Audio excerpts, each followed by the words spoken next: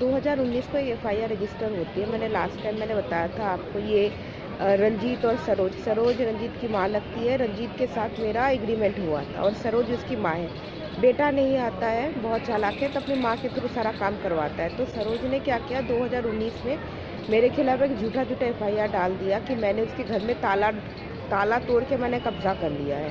ये उसके कहने का मतलब है। मतलब जो ग्राउंड फ्लोर की प्रॉपर्टी जो उसने मेरे से 10 लाख में ली थी, उसका उसने फॉल्स एफआईआर कर दिया। देखिए कितनी चालाक है।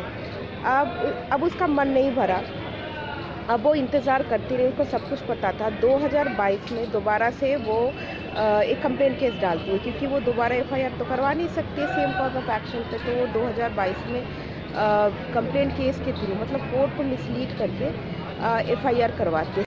Good morning friends. तो आज है 5 अक्टूबर 2024। तो मैंने सवेरे सवेरे उठ के सब कुछ खाना वाना बना लिया था, घर की साफ़ सफाई भी कर ली है। आज मैं जा रही हूँ 30 हज़ारी कोर्ट। एक अर्जेंट मैटर है, कि रिवीजन मैटर है जो मुझे आज अटेंड करना है।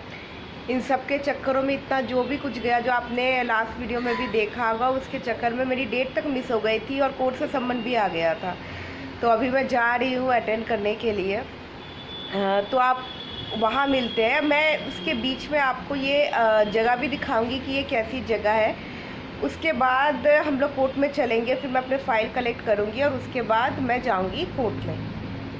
तो चलिए आज का दिन शुरू करते हैं विद अ न्यू ब्लॉग। ये है एरिया, ये वाला जो रास्ता जो जाता है, ये जमुना पार वजीराबाद साइड में निकल जाता है। आगे आप वहाँ पे एक मजनू का टीला इस साइड में पड़ता है, ये आप देखेंगे यहाँ पे। तो अब मैं जा रही हूँ अपनी बैटरी रिक्शा पकड़ने के लिए।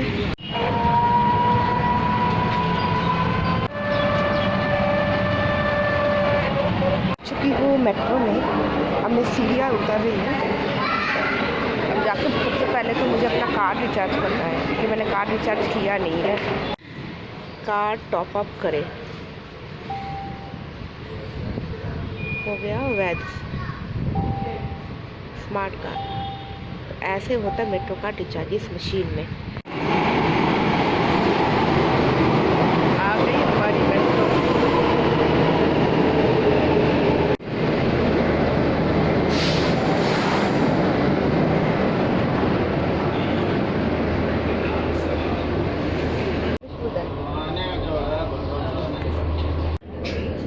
आ गई कश्मीरी गेट।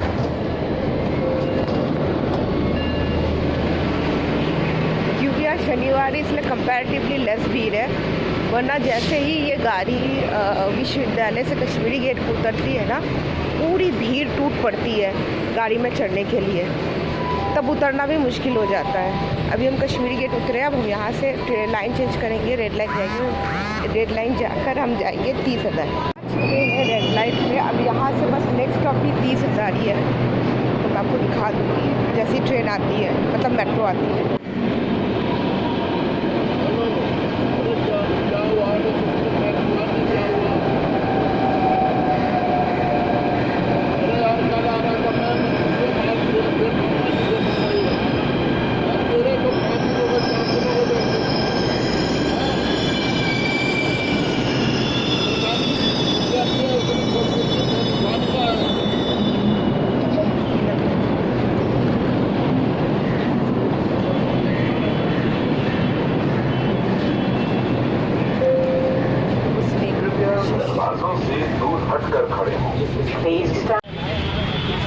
ये है भाई हमारा lawyers paradise 30 Hazari course. High court supreme court भूल जाओ, यहाँ अगर नहीं आए तो आपकी प्रैक्टिस कंप्लीट नहीं है if you are a lawyer. तो चलते हैं अंदर। फाइनली हम पहुँच चुके हैं 30 हज़ारी कोर्स। तो ये मेरी सीट है। ये सीट के ऊपर अगर मेरा ये है मेरा नेम प्लेट ऊपर दिख रहा होगा, संयुक्ता कवासी का, देख सकते हैं। तो अभी मुझे अभी फ़ाइल्स निकालनी है। उसके बाद अभी मुझे कोर्ट रूम में जाना है और वहाँ पे जाकर फिर मैं आपसे बताती हूँ कि कोर्ट में आज क्या रहा, केस में क्या रहा। तो यहाँ तक पहुँचना मतलब वैसे तो मुश्किल नहीं है, 15-20 मिनट का रास्ता है अगर आप मेट्रो से आते हो। तो यहाँ से आपको मेट्रो पकड़नी है। जैसे मैंने विधानसभा से मेट्रो पकड़ी येलो लाइन पे। तो येलो लाइन से आपको मिलेनियम सिटी सेंटर मिल जाता है। वहाँ से 2 स्टॉप बाद आपको कश्मीरी गेट उतरना पड़ता है और कश्मीरी गेट से फिर आपको रेड लाइट 30,000 के लिए चेंज करनी होती है। तो वहाँ से चेंज करने के बाद वहाँ से फ्लाईओवर बना हुआ है, फ्लाईओवर से आप मतलब कि उतर के गेट नंबर 1A से मैं एंट्री करते हो और गेट नंबर 1 से भी एंट्री कर सकते हो, लेकिन वो क्राउडेड रहता है, मेरे लिए यही सही रहता है और मैं कोर्ट के अंदर की गैलरी से मैं निकल जाती हूँ। तो ठीक है, चलते हैं। मैं आपको थोड़ा सा कोर्ट का अंदर का दिखा देती हूँ, ज़्यादा तो मैं नहीं दिखा पाऊँगी, एकदम अंदर का नहीं दिखा सकती, गैलरी तक तो दिखाई सकती हूँ, उसमें कोई दिक्कत नहीं है। तो मैं पहले फाइल निकालूँ, फिर आपसे बात होती है।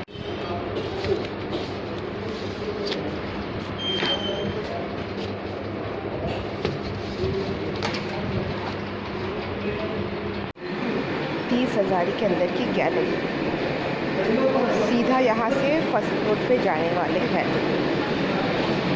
तो अभी मैटर हो गया है मेरा ख़त्म। तो अब मैं कोर्ट के बाहर निकल चुकी हूँ।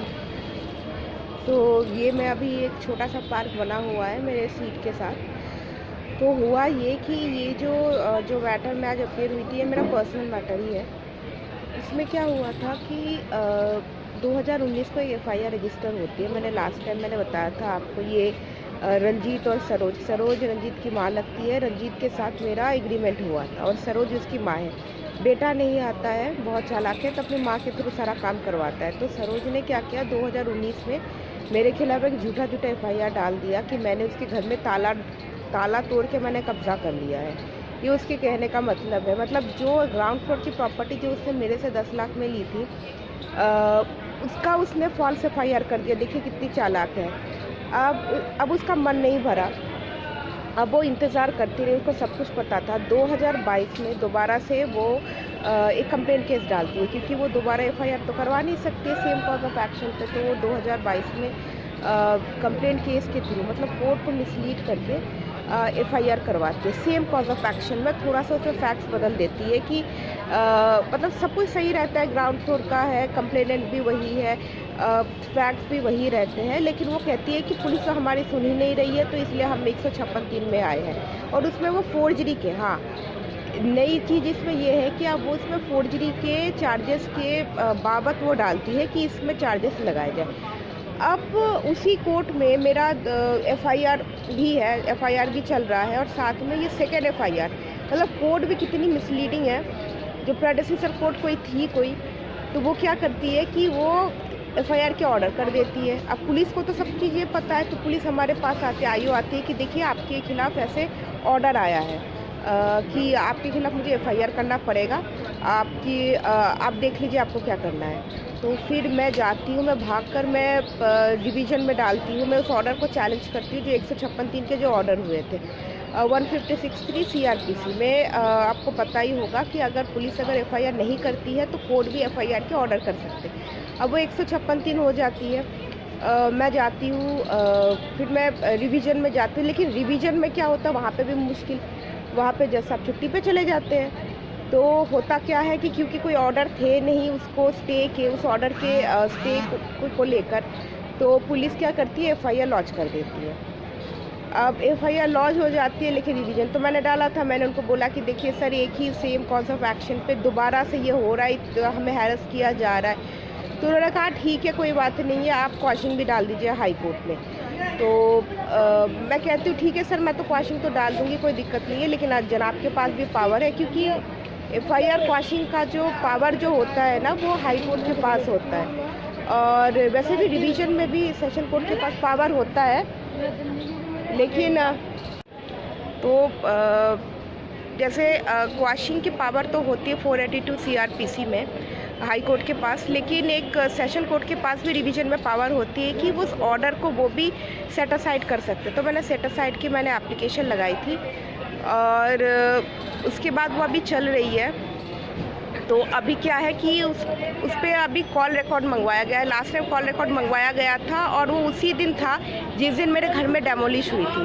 तो इसलिए मुझे सम्मन आया था, क्योंकि मैं कोर्ट नहीं आ पाई थी। मैंने कोर्ट को मैंने अप्राइज़ किया कि देखिए सर, हुआ था, मेरे घर में डेमोलिशन हो गई थी, so this is the reason why मैं नहीं आ पाई। उन्होंने कहा दैट्स ऑल राइट, कोई बात नहीं है, मैं दोबारा से TCR कॉल करवा लेता हूँ, फिर देखते क्या होता है। तब उसमें 21 नवंबर की डेट है, इसी साल में है। तो अब देखते हैं इस केस में क्या होता है, फिर मैं आपको बताती हूँ जो भी इस केस का आउटकम है। तो ये गई है मेरी चाय। अब मैं चाय पी के बस अब मैं घर जाऊंगी क्योंकि मेरा तो मैटर फिनिश हो गया और चाय के बगैर तो एडवोकेट्स का भी दिन नहीं शुरू होता है। तो दैट्स इट गाइस, आज के लिए बस इतना ही। उम्मीद है आज का आपको ये ब्लॉग पसंद आया होगा। प्लीज़ प्लीज़ प्लीज़ गाइस मेरे चैनल को सपोर्ट करें, वीडियो को लाइक करें, शेयर करें और मेरे चैनल को सब्सक्राइब करें ताकि आगे भी जाकर ऐसे ही इंटरेस्टिंग वीडियोस ले आते रहो। और साथ ही साथ अगर आप मुझे इनकरेज करते हैं तो जितने भी लीगल इन्फॉर्मेशन है एज अ लिटिगेट्स अगर आप जानना चाहते हैं और एज अ जूनियर काउंसिल और एज एन एडवोकेट, तो मैं वैसे भी इंफॉर्मेशन आप लोगों के साथ शेयर करूँगी, वैसे भी सेशंस बनाऊँगी। तो गाइस मिलते हैं एक नए वीडियो में एक नए कंटेंट के साथ। तब तक के लिए goodbye and have a nice day.